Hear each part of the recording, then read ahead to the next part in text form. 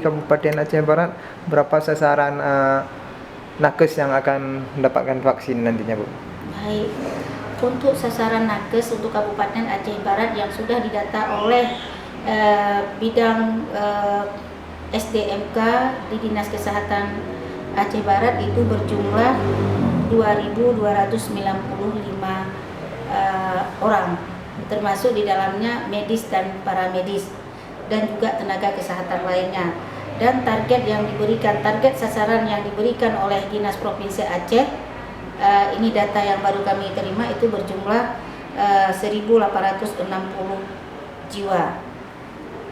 Sedangkan kebutuhan dosis yang akan distribusikan ke Kabupaten Aceh Barat itu berjumlah 3.720 dosis.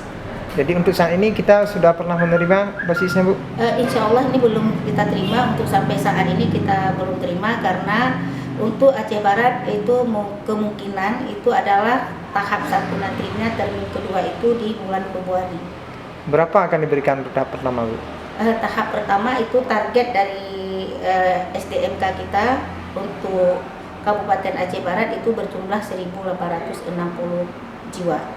Sedangkan data yang ada di kita di Kabupaten Aceh Barat itu berjumlah 2.295 jiwa, sudah termasuk yang THL dan ditambah dengan rumah sakit swasta.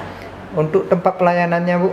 Untuk Faskes ya, untuk fasilitas pelayanan Faskesnya itu ada 13 puskesmas, ada rumah sakit pemerintah 1 dan juga rumah sakit TNI. Ditambah lagi nanti kemungkinan kita akan tambah lagi dengan rumah sakit swasta yang ada 2, rumah sakit Montela dan rumah sakit Harapan Sehat. Vaksinatornya berapa orang, Bu, yang dipersiapkan? Untuk vaksinator yang sudah kita latih itu berjumlah 1 puskesmas itu 5 orang, termasuk rumah sakit dan rumah sakit TNI, Polri dan juga rumah sakit swasta yang akan kita latih kembali. Apa ada kendala dalam pelayanan ke depan? Insya Allah untuk saat ini kita belum ada kendala dalam pelaksanaan dan dalam persiapan, kita belum ada kendala.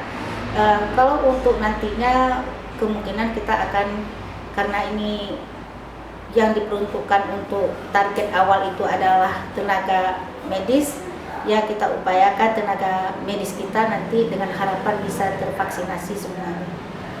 Ya, kita beralih dikit ke tentang prokesnya. Itu sebenarnya sampai saat ini ada penerapannya seperti apa, Pak? Untuk Faskes baik itu jaga jarak atau iya, kita tetap menyampaikan kepada masyarakat dan juga di instansi-instansi pemerintah dan juga instansi lainnya juga di perkotaan ataupun yang pelaku yang seperti di pasar, ya tetap masih melakukan protokol kesehatan, yaitu mencuci tangan, menyiapkan tempat cuci tangan, terus memakai masker, dan selanjutnya juga menjaga jarak dan hindari kerumunan.